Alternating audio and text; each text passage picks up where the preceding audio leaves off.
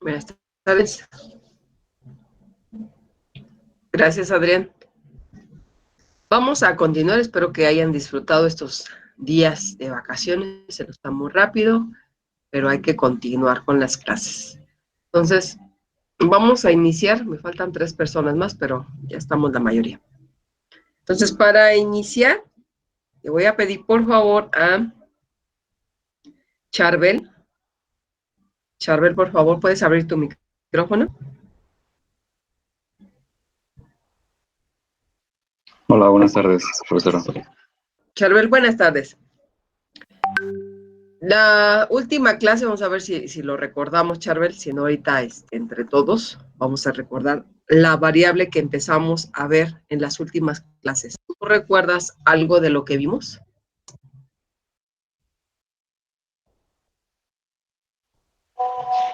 Me acuerdo que vimos el tema de conductividad. Conductividad, esa es la variable Así que es. estábamos viendo. Muy bien. De acuerdo a esto, ¿qué más tú recuerdas de lo que vimos de esa conductividad? Apenas estábamos iniciando, de hecho no, nos falta más información, pero apenas estábamos iniciando. ¿Qué fue lo que vimos de conductividad, Carmen?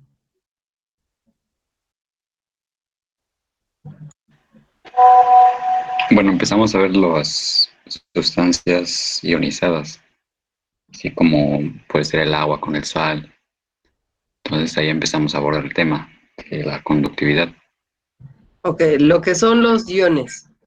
Dentro de los iones hay 2 tipos. ¿Te acuerdas cuáles son, Charbel? Sí, creo que uno era catión y el otro anión. Anión. Y eso lo estamos relacionando con las cargas, tanto cargas positivas o cargas negativas. Muy bien. Recordando esto, entonces también aparece un término que le llamamos disociación. ¿Qué representa una disociación, Charbel? ¿O qué es la palabra disociación? Disociar.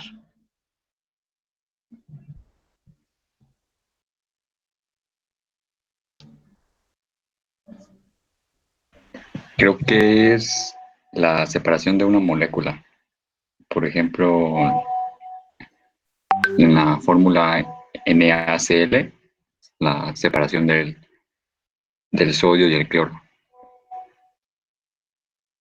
Sí, para separarlo, ¿qué molécula necesito? Porque va a ser ese efecto de atracción de poder separarlo, ya que son enlaces fuertes que se tienen, pero si yo tengo un contacto con esta otra, en este caso es un líquido, pues voy a poder hacer esa disociación, es decir, separar y ganar esas cargas, ya sea positivas o negativas, y podré yo disociar. Entonces, ¿con qué lo disociamos? Estos son los sólidos, el que tú acabas de mencionar. Es un sólido, ahora necesito un solvente. ¿Qué es el solvente, Charbel?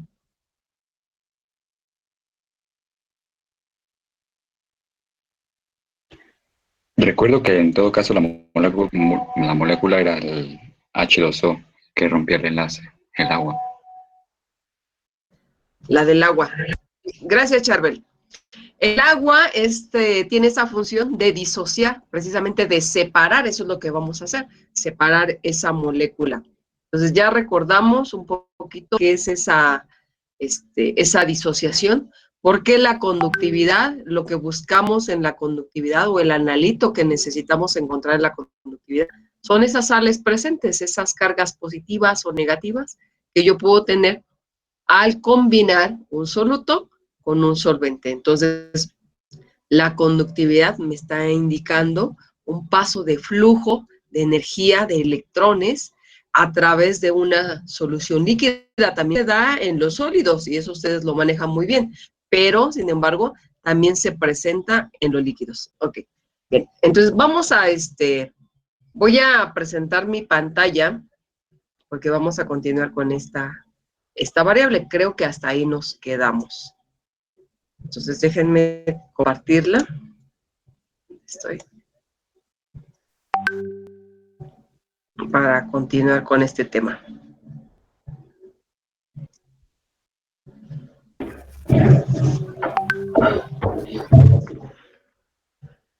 ustedes me indican hasta dónde nos quedamos. Voy a quitar esto que nos estorba aquí.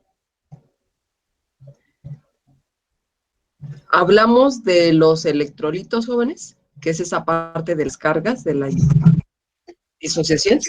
¿Sí? Ok. Sí. Haga, sí. Termine, alguien está ingresando a la clase. Estamos.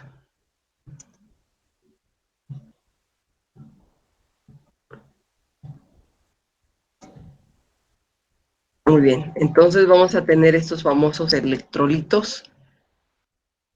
Podemos tener electrolitos fuertes, electrolitos débiles, que están relacionados con esos enlaces. ¿Qué tan fuertes están? ¿Qué tan enlazados se encuentran estos electrolitos, que finalmente siguen siendo parte de los iones presentes en soluciones?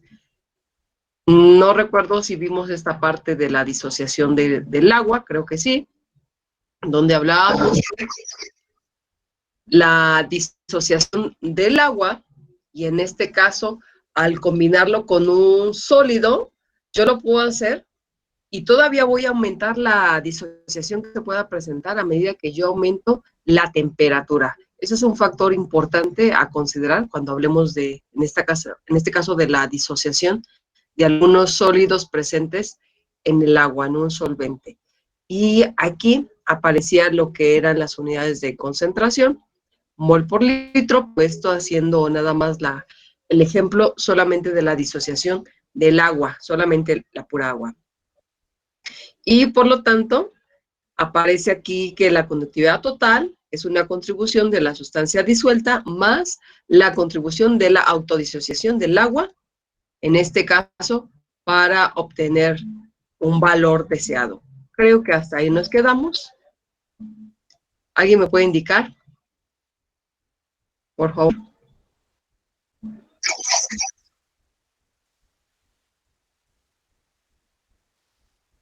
Muy bien, entonces empezamos con esto. Entonces ya entendimos o ya comprendimos lo que es esta disociación, lo que son los iones, las cargas positivas, cargas negativas, y que la conductividad la vamos a medir, pero en un líquido. Sabemos que en los sólidos también, pero aquí lo vamos a medir en un líquido. Entonces, para ello, necesito que ustedes, por favor, vayan copiando lo siguiente, lo que aparece aquí. Porque lo que vamos a hacer es tener realmente dos electrodos. Y entonces estos electrodos van a jugar un papel importante, va a depender del área que yo dispongo del electrodo, entre electrodo y electrodo, y sobre todo también de la distancia que voy a tener entre estos electrodos. Pero necesito hacer un paso de corriente, una energía eléctrica, la cual me va a empezar a mover estos iones que yo tengo en un líquido. Y de acuerdo a ese movimiento, yo voy a tener como resultado un valor correspondiente que le llamamos conductividad, y que además esta conductividad, perdón, va a tener unidades de milisiemens sobre centímetro o microsiemens sobre centímetro. Entonces, cuando nosotros midamos conductividad, vamos a encontrar estas unidades. No va a aparecer como tal unidades de conductividad, sino que simplemente vamos a encontrar esto que se llama microsiemens sobre centímetros o microsiemens sobre centímetros, para que ustedes lo tengan ahí. Pero entonces necesitamos dos electrodos, sumamente importante. Nuestros instrumentos que vamos a revisar ahorita tienen esa característica, la presencia de los dos electrodos. Si yo no tengo dos electrodos, mi instrumento no va a funcionar para medir la conductividad. Así es que es importante ir viendo y ubicando las partes que lo componen, ya que estos electrodos van a jugar el papel importante para poder extraer esas cargas, para poderlas jalar, y entonces, de alguna manera, marcarnos o darnos la pauta para garantizar que yo tengo ahí una solución con cierta cantidad de sales presentes o de conductividad presentes que yo puedo tener.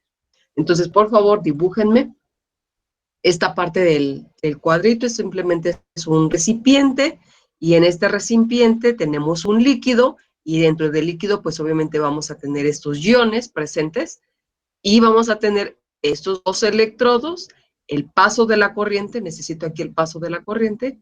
Esta L que tengo aquí va a representar la D, la distancia entre electrodo y electrodo.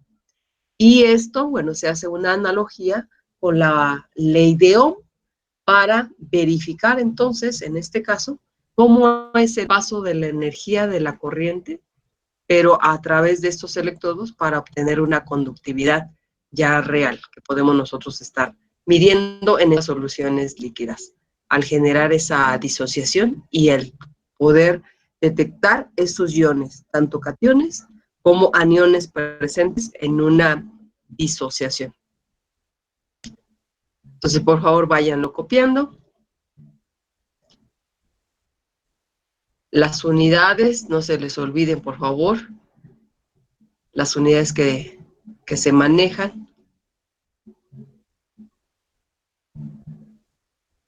Los instrumentos que se utilizan para medir esta conductividad van a tener en las hojas de datos, en las hojas de especificaciones, aparece algo que se llama constante de celda, y esta constante de celda está relacionada con esa distancia que voy a tener entre electrodo y electrodo. Y vamos a ver que habrá algunas sustancias que tienen baja conductividad térmica, y como van a presentar, perdón, baja conductividad, no es térmica, es baja conductividad. Si presentan baja conductividad, entonces la celda en este caso la constante de celda, va a ser un valor mínimo, un valor pequeño, es decir, la separación que voy a tener entre electrodo y electrodo tiene que ser lo más cercano posible, debido a que la conductividad es muy baja. Habrá ocasiones donde se manejarán fluidos donde la conductividad es alta y entonces la distancia entre el electrodo y el electrodo pues será aún mayor, la distancia que exista. Pero eso está relacionado con esta parte de la constante de celda.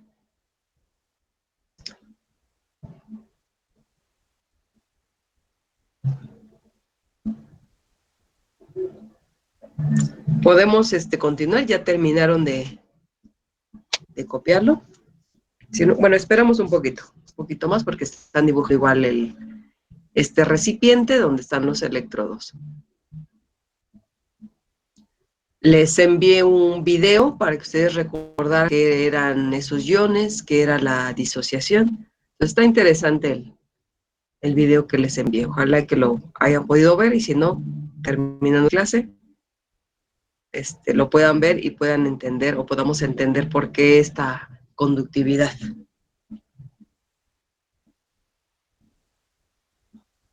Dentro de las aplicaciones, una de tantas aplicaciones, ustedes recordarán las famosas calderas.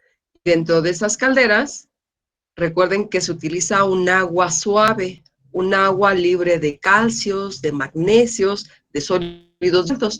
Entonces, una forma de monitorear esa agua antes de alimentarla a la caldera es utilizando estos instrumentos, estos sensores que me miden la conductividad. Esa es una de las aplicaciones, una de tantas aplicaciones que podemos tener.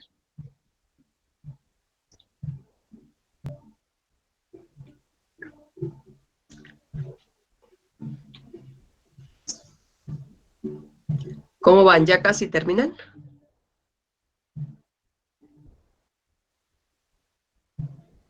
Sí, profesor. ¿Ya? Ok. Un minuto más para los que todavía lo están dibujando.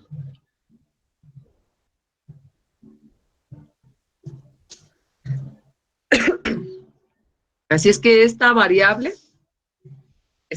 nos es útil para detectar, acuérdense, lo que son, en este caso, las sales presentes.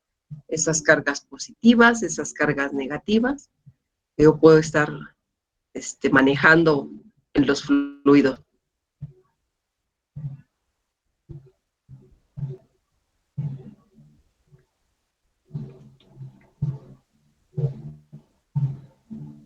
Bien, voy a continuar. Vamos a pasar a la siguiente diapositiva. Y aquí aparece lo que son un rango solamente son unidades correspondientes a la conductividad. Ya habíamos comentado que son Siemens sobre centímetro. Entonces, esas son las unidades que nosotros vamos a encontrar y aquí viene una analogía con la parte de las unidades en ohms, del paso de la energía que yo necesito para estar, perdón, en este caso detectando esos iones. Simplemente es una tablita donde aparecen estos valores, estas unidades correspondientes a lo que es la conductividad. Voy a cambiarle. Ahora sí. Vamos a ver qué es lo que pasa dentro y qué es lo que va a ocurrir con estos instrumentos que nos van a ayudar a detectar esta conductividad. Voy a leer esta parte. Para concentraciones de iones muy altas con superficies de electrodos pequeñas, se forma una nube de iones cercana a los electrodos, lo cual obstruye el paso de corriente en el electrolito. Recordemos que el electrolito es donde tenemos, en este caso, suspendidos estas cargas positivas como negativas, pero dice que si las celdas de cargas, perdón, las celdas que tenemos ahí son pequeñas, entonces se va a hacer así como que un cúmulo, a eso se le llama parte de la polarización que tiene. ¿Por qué se va a acumular? Y le mencionan, bueno, se menciona que es una nube, porque las cargas se van a ir a los polos opuestos. Entonces, realmente va a ocurrir que toda en este caso, mi celda se va a llenar de todas esas cargas, ya sean positivas o negativas, y no me va a permitir ese paso, sino que simplemente me va hasta obstruir, en este caso, el paso de la corriente. No voy a tener un valor referente. A esto se le llama lo que es la polarización que se pueden tener. Pero ¿cómo lo evitamos? Lo que hay que hacer es aumentar el área de estos, en este caso de estos electrodos, tener mayor superficie para poder garantizar ese paso o ese flujo de electrones, porque eso es lo que va a ocurrir, el paso de los electrones a través, en este caso, de estos electrodos. Entonces, ¿qué es lo que hay que hacer? Utilizar simplemente mayor área de superficie para estos electrodos. Eso es lo que hay que hacer. Y también hay que, en este caso, tener mayor frecuencia para la medición, es decir, estar detectando por tiempo constante esta medición para que también estemos revisando que no se genere esta polarización. Si yo no recibo ninguna señal, es porque seguramente se está polarizando, se está creando esta nube y no me está dejando pasar ningún, en este caso, ningún electrodo, ningún flujo de electrones, perdón, dentro de este circuito. Eso es lo que va a pasar. Y además, también vamos a encontrar que existen dos tipos de sensores, los inductivos y los capacitivos. Entonces, vamos a ver cuál es la aplicación para uno y cuál es la aplicación para otro. Esto va a depender de lo que es la celda en este caso, de la celda de carga que tenemos entre la separación del electrodo para poder hacer el paso del flujo. Y voy a leer lo que aparece aquí abajo. Cuando se aplica una tensión continua a los electrodos, los iones positivos y negativos se mueven a los electrodos positivos y negativos. Los iones ganan electrones sueltos, y se convierten en gas de hidrógeno en el electrodo negativo y en gas de oxígeno en el electrodo positivo. Estos gases forman una barrera de aislamiento efectiva en los electrodos, aumentando la resistencia aparente, que a su vez disminuye la conductividad aparente de la solución. El uso de voltaje de corriente alterna mayor a 60 Hz y aumentando el área de sección transversal de los electrodos, elimina virtualmente los efectos asociados con la polarización. Entonces, por favor, vamos a anotar lo que aparece aquí.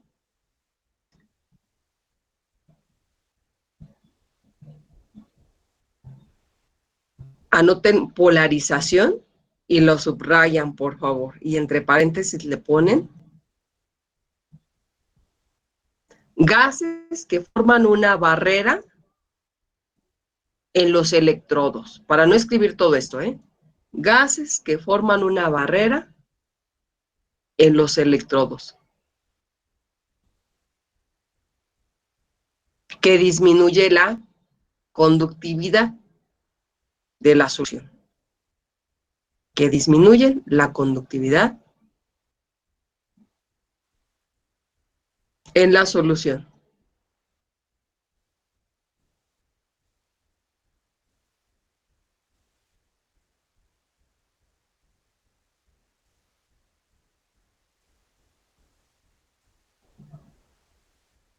Y anotamos lo que aparece en la parte superior. Para concentraciones de iones muy altas, con superficies de electrodos pequeñas, eso es lo que va a ocurrir. Tengo demasiada cantidad de flujo de líquido que contiene muchas sales y mis electrodos son muy pequeños.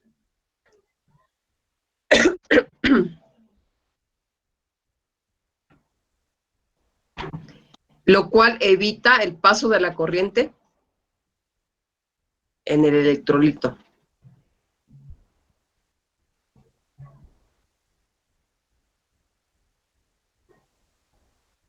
En el electrolito, por favor.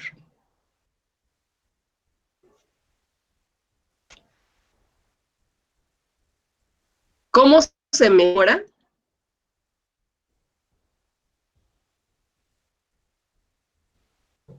¿Cómo se mejora esto? Entonces, aumentando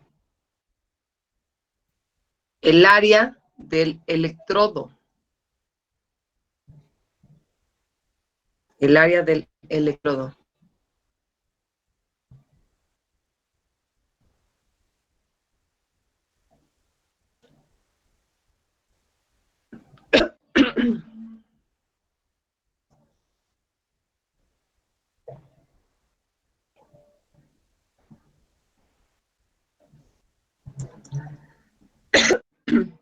Y utilizando sensores inductivos.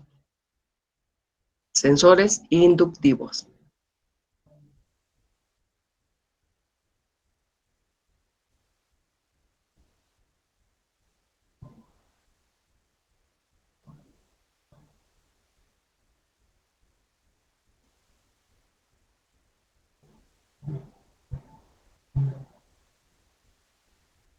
¿Hasta aquí vamos bien? ¿O alguna pregunta de lo que ahorita comentamos?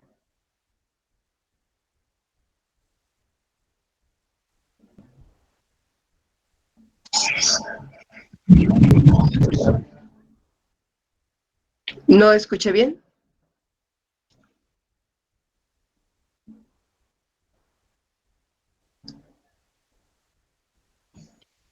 Ah, ok, sí, gracias. Muy bien, entonces estamos entendiendo más o menos qué es lo que está pasando con estos, con este sensor que nos va a servir para medir la conductividad. Bien, voy a pasar a la siguiente diapositiva. Y ahora vamos a ver esto. Nos acaba de decir que si yo tengo un electrodo muy pequeño, con un área muy pequeña, y tengo mucha cantidad de líquido, de flujo, y mucha cantidad de iones presentes ahí, entonces me va a obstruir, me va a permitir el paso. Pero sin embargo, lo que tengo que hacer es aumentar más el área en este caso, del electrodo, o bien utilizar sensores conductivos. ¿Qué significa eso? Que mi distancia entre electrodo y electrodo sea menor. Y por lo tanto, con eso yo ya puedo garantizar el paso del flujo de electrones para poder obtener una señal, que al final va a ser la conductividad. Entonces, aquí aparece un rango referente a estos sensores conductivos. Estos sensores conductivos, dijimos que es la celda donde voy a tener valores muy pequeños, un espacio muy pequeño entre electrodo y electrodo. Entonces, aquí aparece un rango desde 0.01, realmente está muy, muy cerca, hasta 1, es la distancia nada más. Y por lo tanto, estos sensores conductivos son capaces de medirnos valores de conductividad realmente bajos. Y por lo tanto, aquí aparecen algunos ejemplos. Puede ser el agua, un agua pura, un agua ultra pura, un agua industrial, agua potable. Agua industrial, hacemos ya referencia al agua que se utiliza para las calderas, ¿eh?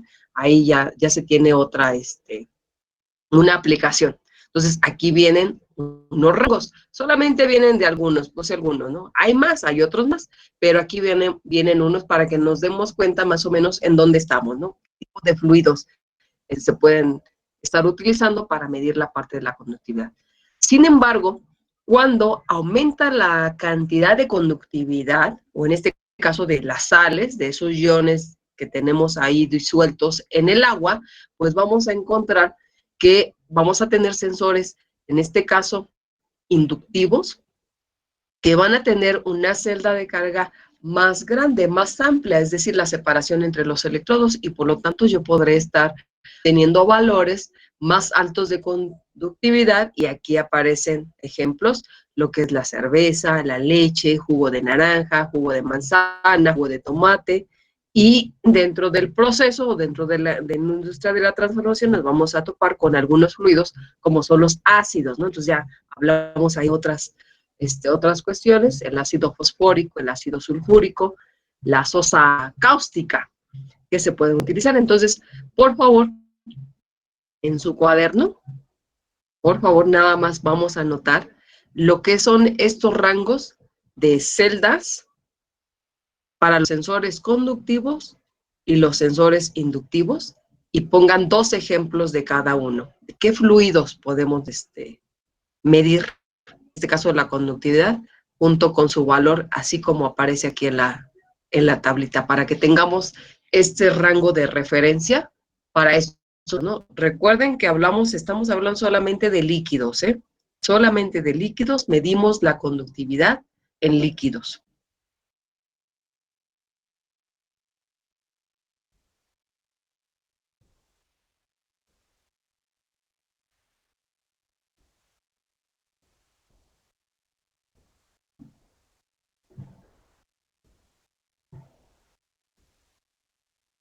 Maestra, ¿la K vendría siendo la ganancia o algo parecido? No, la K es la constante de celda, que es la separación, es la distancia que yo tengo entre los electrodos, y obviamente me relaciona también el área que disponen esos electrodos. Entonces se le llama constante de celda. La K. Perdón, es que no había escuchado. Gracias. Sí, no recuerdo. Lo acabas de anotar, igual lo tienes ahí en tu cuaderno. Constante de celda.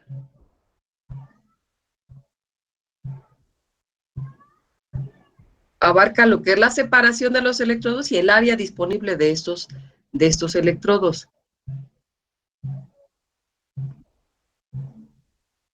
Seguramente ustedes llegaron a realizar algún experimento sencillo, básico, a medir, por ejemplo, el paso del flujo de electrones.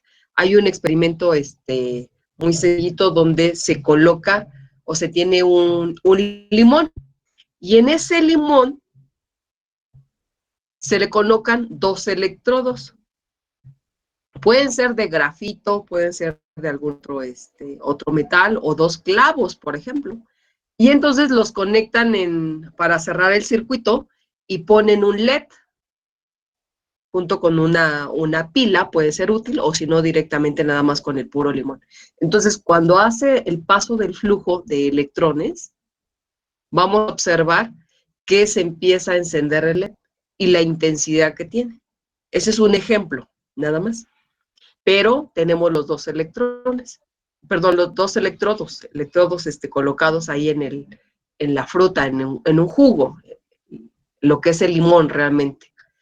Pero también el mismo experimento lo podemos hacer ya ahora tomando un recipiente que va a contener agua y le agrego sal, por ejemplo, ¿no? Y entonces vamos a empezar a notar una disociación, y yo ahí puedo colocar igual 2 electrodos, 2 grafitos, 2 metales, y puedo hacer el paso o el flujo de paso de corriente, cierro el circuito y voy a detectar algo también interesante.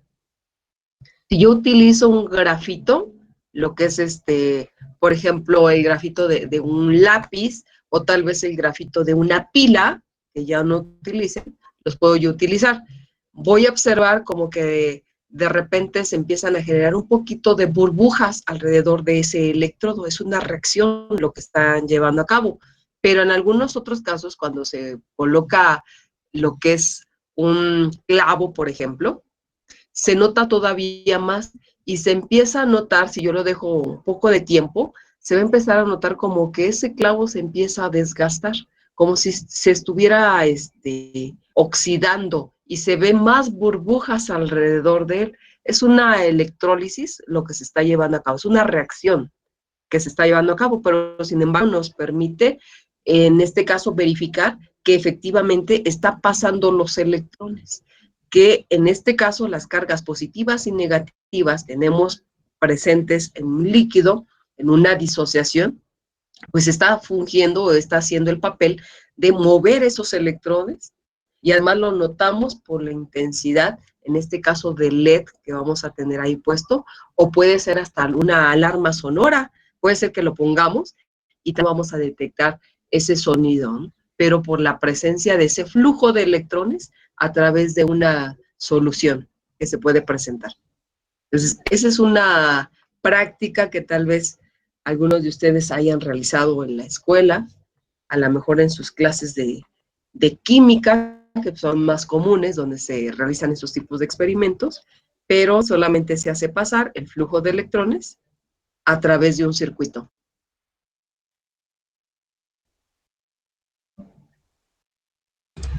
¿No ha visto la versión actualizada, maestra? ¿De qué? Del experimento. Es que, bueno, yo me acuerdo de que había visto en internet de que alguien ya había hecho ese experimento que comenta, pero una versión renovada. Lo que el muchacho hizo es, en lugar de lo que hizo con el limón, fue quitarle el contenido y nada más quedarse con la cáscara.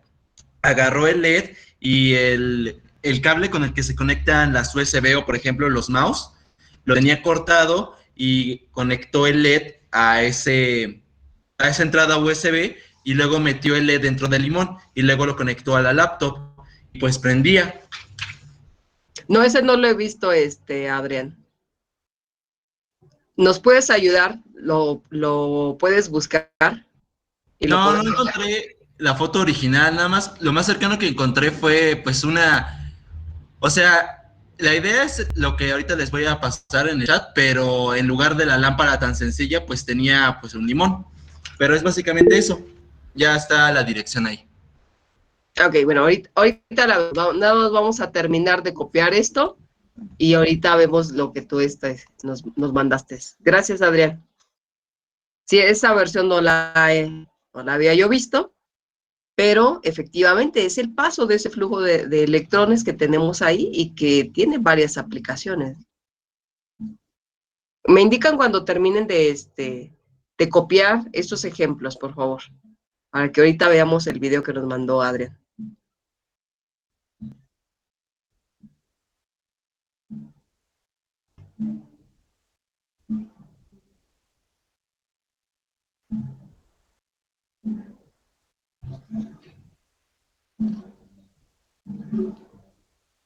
Profesora, la tableta, ¿verdad?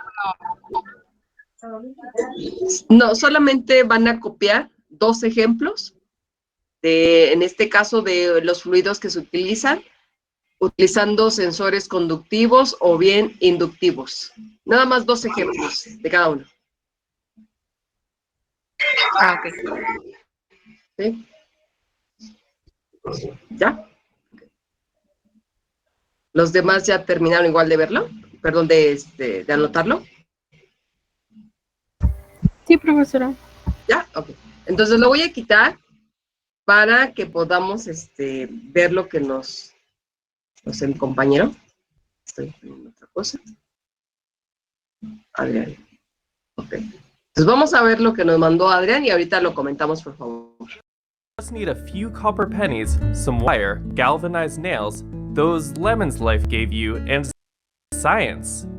This episode is a hands-on activity where we build a lemon battery to power an LED, whereas the follow-up episode goes under the rind to explore the physics and underpinning science around how all this works. These episodes will help provide an in-depth understanding of electricity. Let's switch out of animation and get started building the battery. For this activity, you'll need these materials. You'll also need these tools. A step-by-step procedure is linked in the description. If you're under 12, ask an adult before starting this activity. Also, a few tips for safety. Don't eat or drink any of the lemons or objects that we use. This is because the metal in the nails leaches into the lemons, and eating that isn't good for you, so just don't. And be careful with the nails, wire, and wire cutters. Don't hurt yourself. So, now let's build this lemon battery and start generating electricity. First, take a lemon and press and roll it on the counter to break up some of the internal structures in the lemon and release the juices. Second, push 4 nails into one side of the lemon. The nails should be as close as possible and touching one another. Third, cut a good length of wire about yay long and use it to make a small row of punctures on the other side of the lemon, away from the nails. Now push a penny into the lemon where you made the row of punctures. Then press a second and then a third penny into the lemon. Fourth, take the copper wire and loosely coil it around your finger a few times. Flatten the coil and press it into the lemon between 2 of the pennies. To make sure there's enough copper surface area, push in a few more pennies. This is science, but not exact science, so have fun with it. You may want to add a second shorter coil of wire into the lemon and attach it to the first like I've done here. The goal is to have a lot of copper surface area in the lemon with a good connection from the pennies to the wire. Also, make sure that the copper pennies don't touch any of the nails inside the lemon. If they were to, the battery wouldn't work. And that's it, you built a lemon battery. Now let's try and light up this LED. And it doesn't work. And that's because one of these lemon batteries doesn't provide enough voltage to light the LED, and therefore we have to use 3 of these batteries in series to make a super lemon battery. So fifth, let's build 2 more lemon batteries identical to the first. In order to combine the power from 3 batteries to make a super lemon battery, we are going to place them in series. To do this, we'll use some tape and a marker to label the lemons number 1, 2, and 3. Now take the copper wire from lemon number 1 and use the pliers to wrap it tightly around the nails on lemon number 2, and then do the same with the copper wire from lemon number 2 by wrapping it around the nails on lemon number 3. Next, cut an additional length of copper wire and wrap it around the nails on number 1, and then tape and label this wire negative. Then, tape and label the copper wire out of number 3 as positive. To light the LED, take the negative wire and press it to the shorter leg on the LED, and take the positive wire and press it to the longer leg. It works! You just generated electricity using some lemons, nails, wire, and copper pennies, and then used that electricity to power an LED and produce light. Good job! Our super lemon battery is done. Here are some questions for you to think about. Consider them, and we'll explain the answers and more in the next episode, so stick around for that. Also, if you had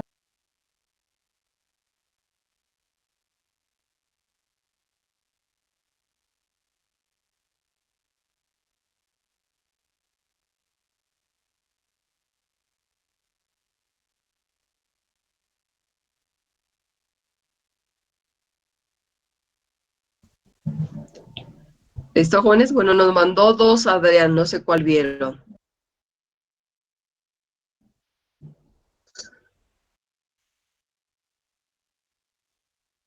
Ok, sí, de las baterías de limón.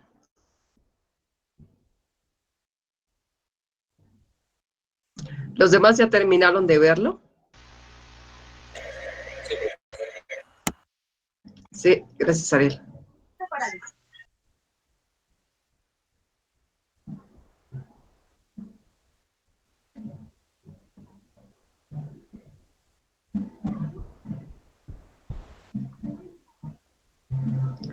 Vamos a ver el primero. Yo también vi nada más el segundo. Entonces voy a abrir el otro y ahorita lo comentamos. El primero solo es una imagen, profesora.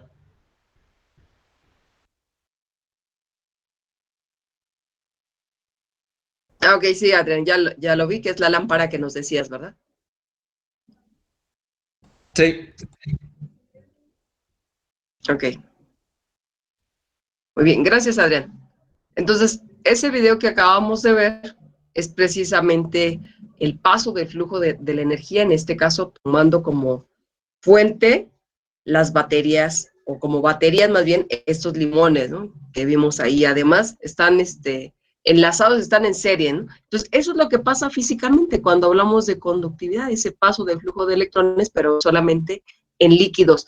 Y por eso es que ustedes acaban de copiar lo que son en este caso, los sensores y los ejemplos que tienen ahí en su cuaderno. Vuelvo a presentar. Todavía falta bastante de esta presentación, entonces vuelvo otra vez a regresarme. Ya vimos el video que nos mandó su compañero, que nos es útil para ir entendiendo esta parte. Bueno, ¿todos terminaron de copiar entonces esta parte de los sensores conductivos e inductivos? Sí, ok, ya entendemos por qué la K, que hace referencia a lo que es la constante de celda, y por qué hay unas que tienen mayor, bueno, en este caso, un mayor valor de constante de celda, y hay algunos otros que tienen menor, ¿verdad? Porque van a ser más sensibles, es decir, para poder detectar pequeñas cantidades de esos sales disueltos. Entonces me voy a ir a la otra presentación. Ahora vamos a irnos a esto para poder continuar. Bien. Entonces ya vimos qué es lo que está pasando físicamente. Ya sabemos que hay sólidos conductores, que son estos cables, lo que nosotros alcanzamos igual a ver en ese video que nos presentó su compañero, pero que también está pasando ese flujo de electrones y que vemos el encendido de ese LED, ¿no? Pero además, nosotros recordamos que también vamos a tener estas soluciones que tienen esa capacidad de mover esos iones libres en un líquido llamado, en este caso, electrolitos, y que además esos iones, ese paso de esos iones me van a permitir determinar, en este caso, la conductividad, pero dentro de un líquido. Entonces, esto ya lo tenemos. Recordamos aquí la molécula en este caso de la sal, cloruro de sodio, donde están enlazados, y además a la hora de mezclarse junto con el agua, pues el agua va a tener esa capacidad de extraer tanto la carga positiva, negativa, separar esto y generar estas disociaciones, y que esta disociación pues la vamos a tener suspendida en el agua. Lo único que vamos a ver es que el agua se empieza a poner un poquito turbia, pero lo que estamos viendo es que se empieza a disociar esa parte en este caso del sodio, del cloro, junto con el agua, ¿no? Y que al final van a tener, en este caso, la presencia de iones para poder determinar lo que es esta conductividad. Muy bien.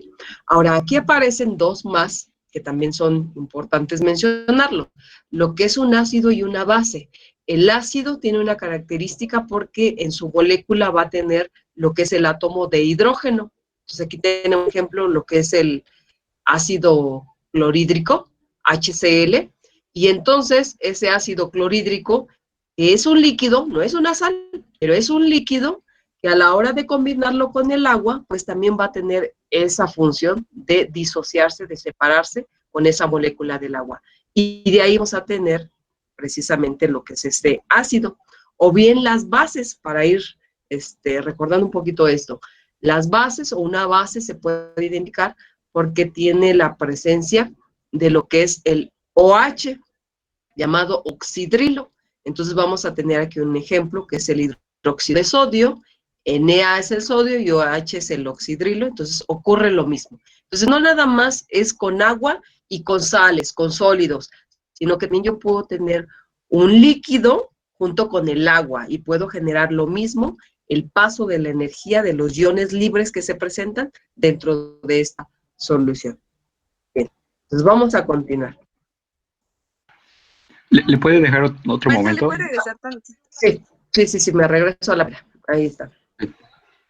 Un momento, por favor. Sí.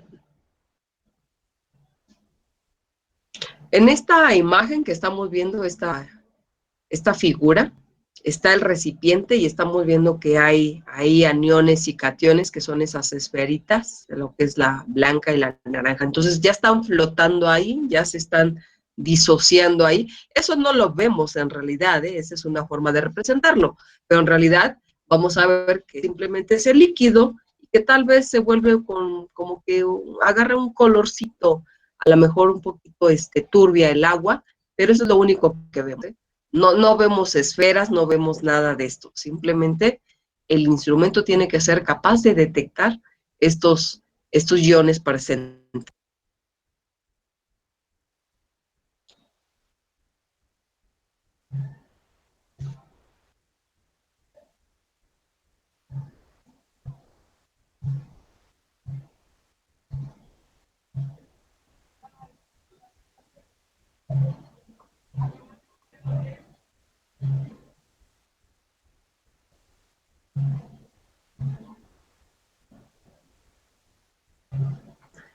Aquí hay dos términos que son los electrones libres y los iones libres.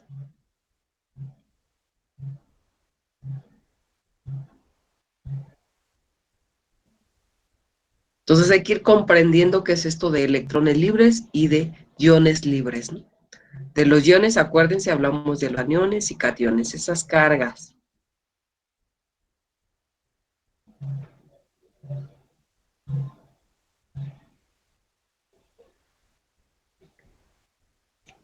Ya, profesora. Ah, ok. Entonces vamos a cambiarle, vamos a la siguiente.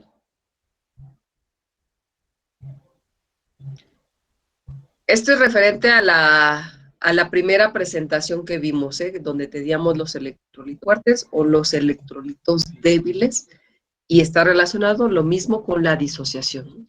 Si se disocia de forma parcial, se le conocen como electrolitos débiles, es decir, la separación es muy lenta, por eso se le conoce como disociación parcial. Pero cuando yo tengo una disociación total, es decir, cuando yo le agrego luego la sal al agua y hasta genero cierto movimiento, se hace la disociación rápido, entonces se le conocen como electrolitos fuertes, nada más, está relacionado con esa parte. Ahora sí. Bien, ya entendimos esta parte que es fundamental, pero ahora vamos a ver qué es lo que pasa o cuáles serían las situaciones que podríamos nosotros presentar. Ya tengo mi recipiente, están mis electrodos aquí, ya está el paso del flujo de estos iones.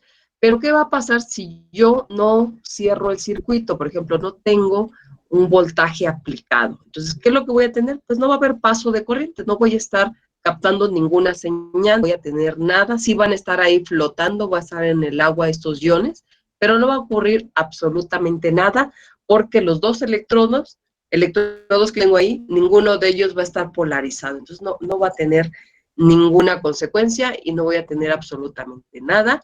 Los iones van a permanecer en el líquido, flotando ahí en el líquido sin ningún problema. Entonces, si yo tengo abierto ese circuito. Pero ¿qué pasa cuando ya aplico o ya cierro este circuito y dejo pasar lo que es en este caso, la corriente o el flujo?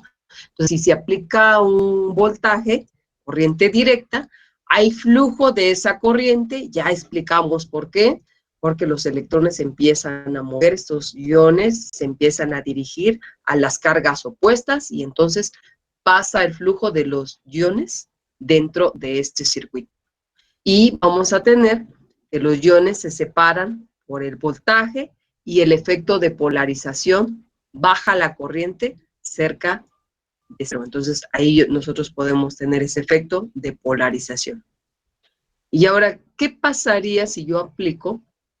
Bueno, de hecho, aquí se observa la imagen de en medio, donde se genera la polarización. Estamos viendo que estos iones, cargas opuestas, se van a atraer. Entonces, como que todos se movieron en una sola posición, dependiendo de la carga, ¿no? Como si fuese un imán, los jaló. Y entonces se empiezan a acumular y ya no voy a tener flujo de nada, porque ya está todo acumulado ahí, ya mencionamos esta parte. Pero cuando yo aplico una corriente alterna, es decir, tengo igual mi circuito, pero ahora voy a dejar que el flujo de corriente sea el necesario para que estos iones no solamente se dirijan y solamente se peguen a esas opuestas, sino que va a empezar a moverse. Ese flujo se va a dar de forma natural, de forma espontánea se va a dar, pero esto me va a garantizar ese paso de corriente. Entonces, por lo tanto, hay flujo de corriente alterna. El principio solo es adecuado para la medición de conductividad y la frecuencia de SEA está en el rango, ahí se me fue, dice rango de 100 a 2000 Hz, dependiendo del rango de medición que se vaya a utilizar. Entonces, estos pueden ser las tres opciones que tenemos que puede pasar cuando nosotros instalamos, en este caso, un sensor que me va a detectar el paso de esa energía eléctrica o que me va a medir la conductividad. Entonces, por favor, van igual tomando nota para ver estas tres opciones que puedo tener, que es entendible, ¿no? Está fácil de entender. No tengo paso de ningún flujo de energía, no conecto y simplemente no pasa nada, están ahí los iones, los voy a tener todo el tiempo los iones, sin generar ningún flujo. Disculpe, profesora. Sí. Entonces, bueno, haciendo una analogía con lo que ya habíamos visto, por ejemplo, nube de gases que se genera en los dos Electrodos. electrodos, sería parecido como por ejemplo, cuando se comienza a hacer acumulación de algún residuo o alguna capa que podría impedir lo que es la transferencia de calor, o sea, Sí. que aumenta la resistencia e impide que funcione el sistema adecuadamente. Sí, porque no permite el paso. No permite el paso, está todo acumulado ahí, entonces es como una barrera que se genera. Entonces no me va a dar ningún valor, en este caso, de conductividad, porque no va a permitir el paso. Por eso se le llama así efecto de polarización. Las cargas positivas se van a dirigir junto con las negativas, entonces se van a unir. Y por lo tanto, como hay esa unión, me van a cubrir todo el electrodo y no me van a permitir dejar pasar nada. Y eso no es bueno, porque entonces si no me va a dejar pasar absolutamente nada, ¿qué voy a detectar? No voy a detectar nada, simplemente va a estar jalando esas cargas contrarias nada más, pero se le llama así efecto de polarización. Entonces hay que evitar ese efecto de polarización. De acuerdo. Sí.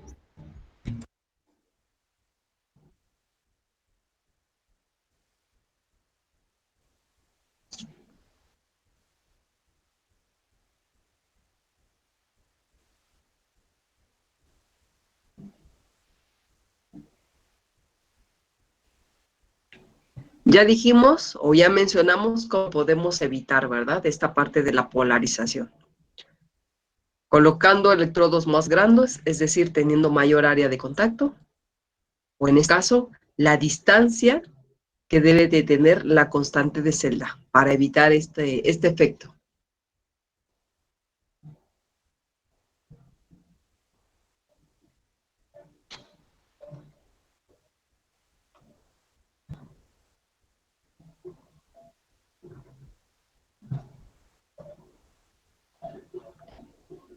Me indican cuando terminen, por favor.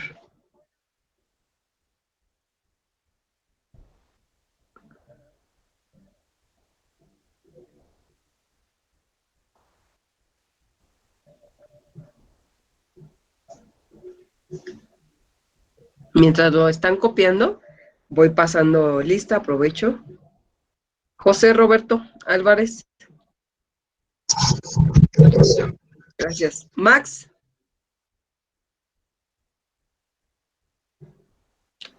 Max. Presente.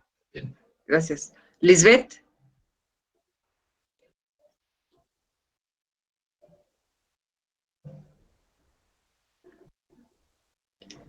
Kevin.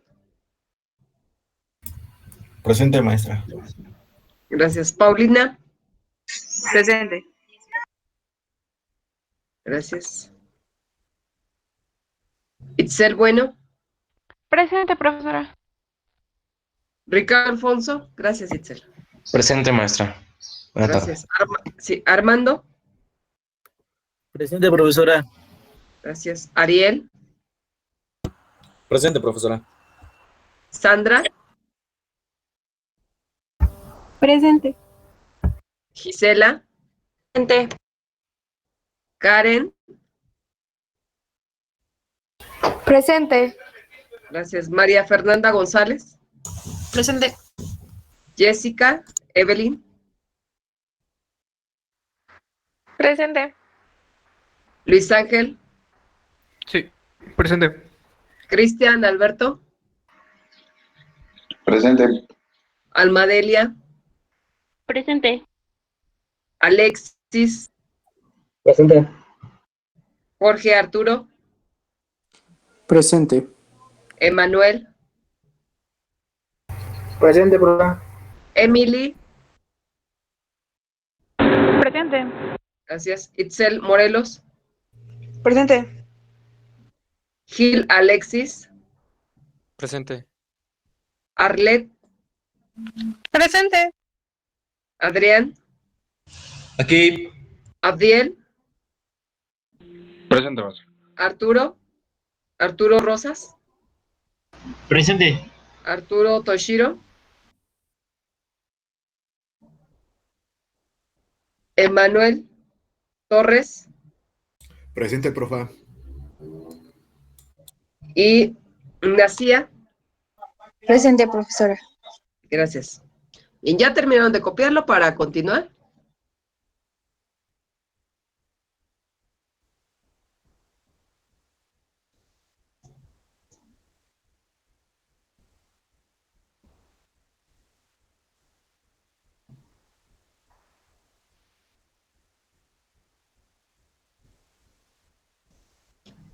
¿Todavía no? ¿Todavía no? Un minutito, maestra, ahí va. Sí, sí, sí, está bien. Sí, está bien.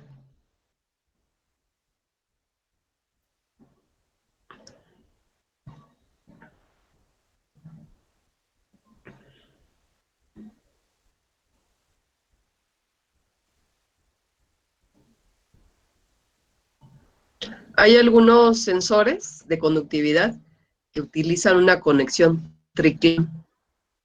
¿Alguien se acuerda qué es una conexión triclam?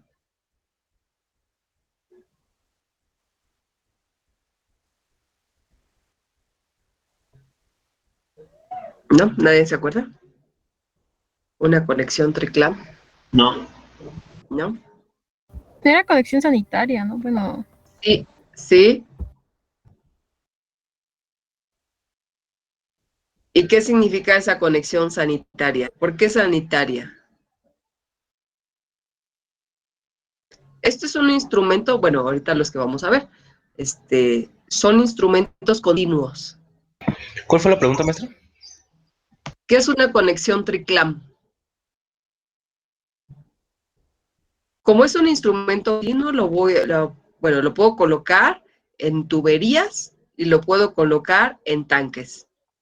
Y la conexión puede ser una conexión triclam. Digo, no todos, pero sí hay algunos. Entonces, decíamos que ¿qué es una conexión triclam? Ya su compañera nos dijo que es una conexión sanitaria. ¿Qué es sanitaria? ¿Qué tiene? Sanitarias son para pues la industria alimenticia, farmacéutica, que son más limpias, ¿no? Que tienen que tener un control de calidad y limpieza. Sí, sí, entonces están fabricados de acero, grado alimenticio.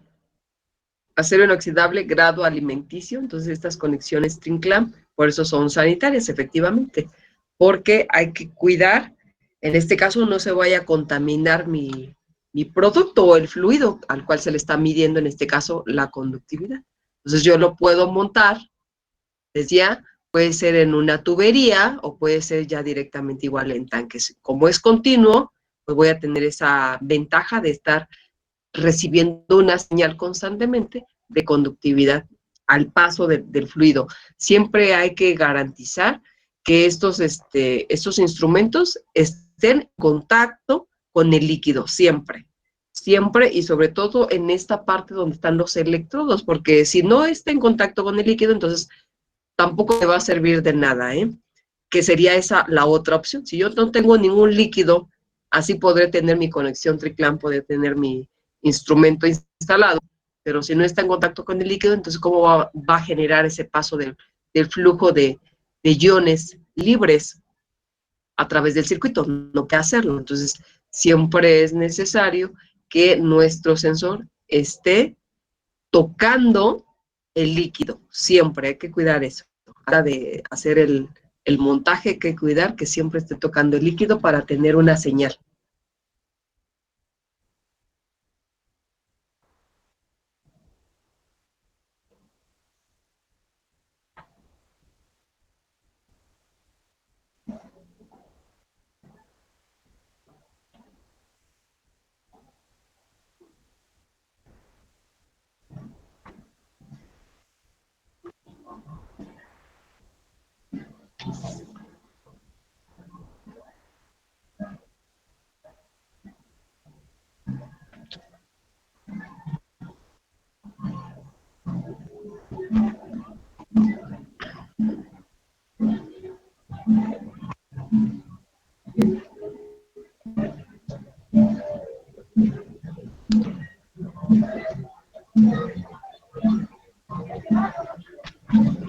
¿Cómo va? ¿Ya terminaron?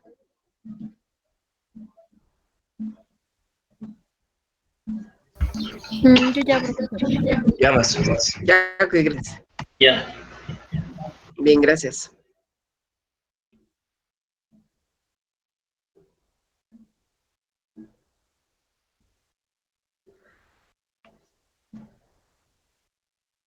¿Podrán ustedes hacer algo semejante con como el video que nos mandó Adrián, jóvenes? ¿Tienen un multímetro o tienen un LED en casa? No sé, maestra, la inflación está muy fea y los limones, pues no nos Bueno, dan, no, pues. no limón, pero yo creo que sí tenemos agua y tenemos sal, ¿verdad? Igual se puede hacer con la de las papas. Ah, sí, también, Emily, las papas, igual lo que es el almidón que contiene las papas, igual se puede hacer. En lugar de utilizar lo que son los limones, ahora se utiliza la papa. Y es lo mismo, exactamente lo mismo, así como es con el limón, las papas. No me acordaba, Emily, pero sí se puede hacer también. Ahora, si alguien tiene un multímetro, pues ahí va a ver cómo se mueve en este caso la aguja, o en este caso lo que les esté marcando, ahí van a ver una variación de espacio. Igual si alguien tiene en casa su multímetro, pues lo puede hacer. Entonces ya sea con limones, con papa, o simplemente su mezcla de agua con sal. Para eso es detectar algo. Los electrodos, les decía, pueden ser el grafito tal vez de un lápiz o pueden ser 2 clavos. Ustedes busquen, yo creo que sí, si tienen en casa, 2 clavos, dos metales, que los pueden ustedes sumergir, los conectan, cierran un circuito y lo pueden ustedes sumergir en el líquido, en el recipiente. Hay quienes le ponen una pila, entonces puede ser una opción. Pueden colocar una pila para garantizar el paso de este caso del flujo, y a medida que le van agregando más sal y que se empieza a generar esta disociación, ustedes van a notar la formación igual hasta de estas burbujitas que se llegan a presentar cuando utilizan lo que son clavos, algunos metales, para que lo puedan realizar en casa, o lo que tengan ustedes en casa, para ver qué es lo que sucede con este pase de flujos. Si tienen un LED, no tienen un multímetro, pero tienen un pequeño LED, eso podría ser útil. Bien, ahora me voy a pasar a la siguiente. Y ahora sí vamos a ver, este es el instrumento, y este instrumento, pues lo único que tienes es un instrumento para medir la conductividad de forma inductiva. Entonces vamos a ver aquí que existe bueno, está el dibujo, lo que es el receptor, el oscilador que tenemos aquí, una bobina primaria, una bobina secundaria, y lo único que tiene es un pequeño orificio, que es la misma imagen que estamos viendo del lado derecho en la parte superior, también en la inferior, y tiene un orificio. No todos son así, esto es uno de tantos modelos, pero existe que tiene un pequeño orificio y se genera precisamente ese flujo de corriente de forma inductiva, que es lo que vamos a tener aquí. Entonces voy a leer lo que aparece aquí, dice, principio de medición. Transferencia de energía del campo magnético alterno en la bobina primaria en una corriente alterna que en el líquido, electrolítico, la cual provoca una corriente inductiva en la bobina secundaria. Con la medición inductiva no hay contacto eléctrico entre la solución medida y los dispositivos de medición. Por lo tanto, es insensible a la suciedad. Esa es una ventaja que tiene. Y vamos a ver lo que aparece aquí abajo. Dice, ventajas para soluciones con altas concentraciones, amplio rango de medición, sensible a la contaminación y separación galvánica. Eso es lo que tiene. Entonces, este es uno de los que vamos a ver o vamos a revisar.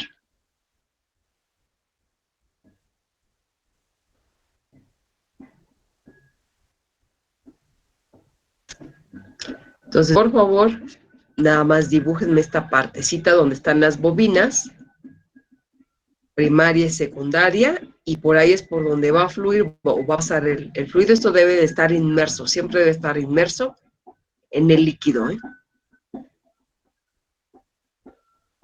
Y vamos a notar las ventajas que tiene.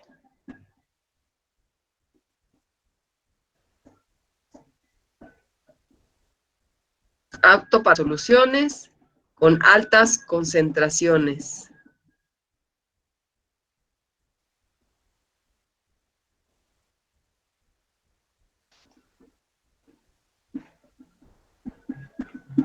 Ya casi terminamos, ¿no? 5 minutitos más y ya terminamos. Por hoy, porque todavía falta más información.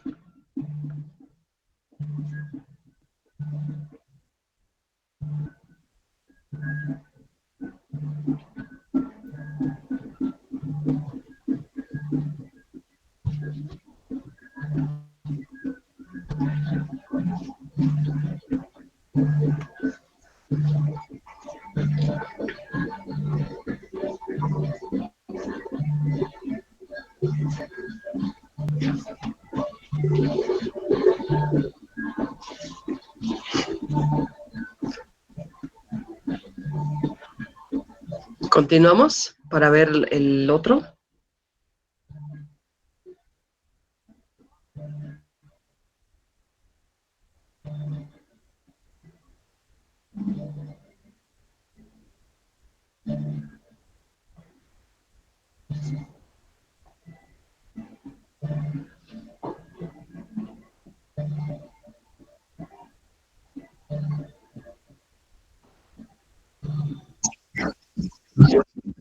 Y gracias. Voy a seguir. Terminamos con esta diapositiva al día de hoy. Entonces, vamos a ver que no solamente el que ahorita que acabamos de ver con una bobina lo vamos a tener presente o va a ser el único, sino que vamos a encontrar diferentes modelos y dentro de ellos aquí aparecen 3. Entonces, utilizados para baja y mediana conductividad. La constante de celda es pequeña. Superficie grande del electrodo y distancia pequeña del electrodo. Entonces, ya aquí nos lo está indicando. Para bajas conductividades, ustedes tienen la tablita ahí que me hicieron favor de anotar. Y los ejemplos, de qué soluciones estamos hablando que presentan baja conductividad. Entonces, por lo regular es el agua, ¿eh? Y mencionábamos que puede ser el agua que se alimenta a la caldera. Esa es una de las tantas aplicaciones. Entonces, este es un modelo llamado CLS.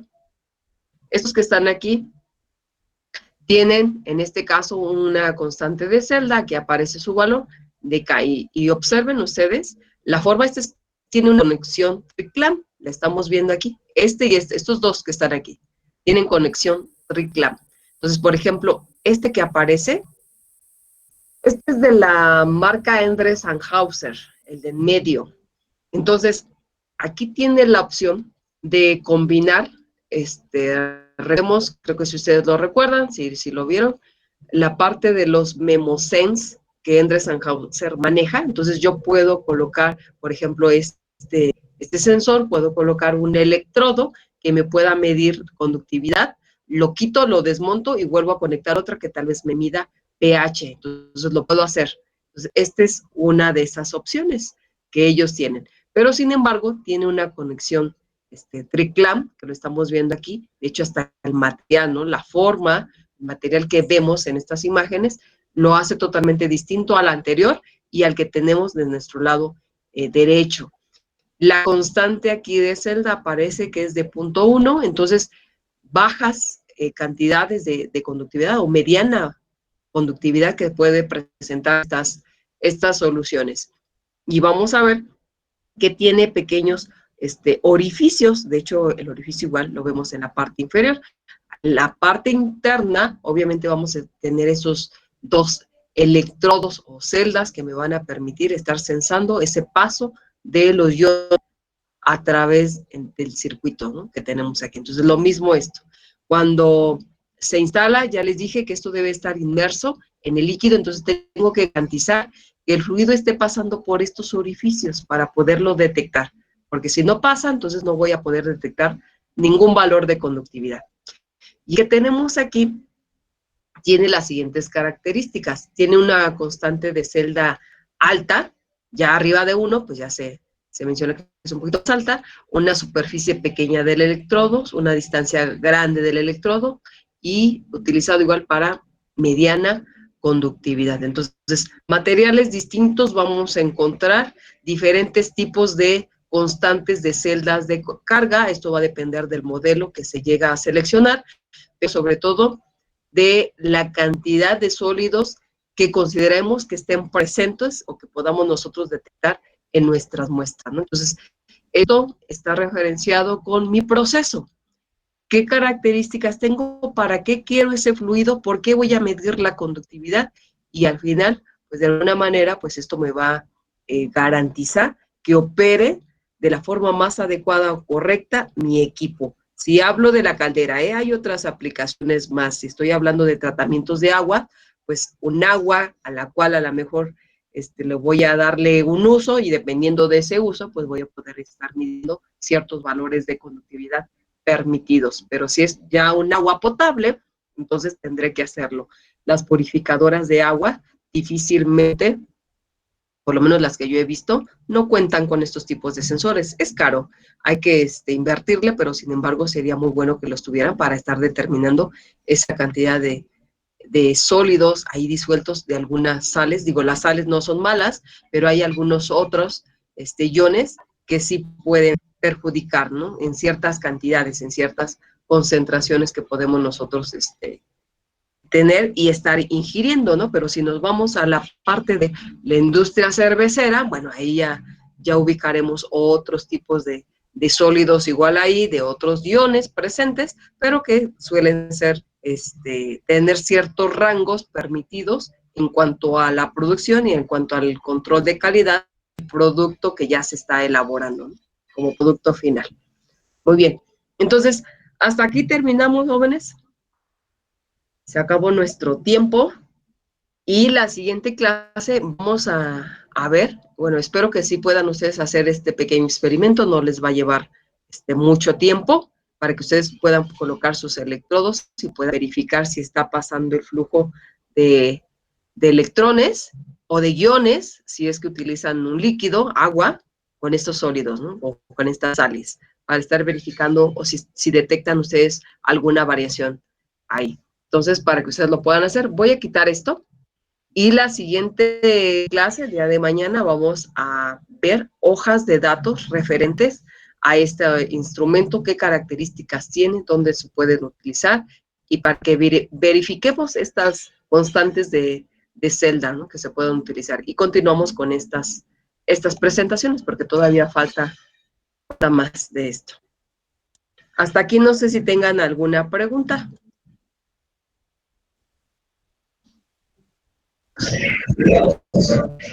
No, muy bien. Por el momento no. Ok, está bien. Entonces, si no hay preguntas, intenten hacer su pequeño experimento, no les va a llevar realmente mucho tiempo. Inténtenlo, háganlo, tómenle una fotografía para que mañana lo platiquemos en la clase y continuemos con este tema. Si ya no hay más jóvenes, les agradezco su tiempo. Pasen buena tarde y buen provecho, jóvenes. Mañana continuamos, por favor. Hasta luego, profe. Gracias, adiós. Hasta luego. Hasta luego. Gracias.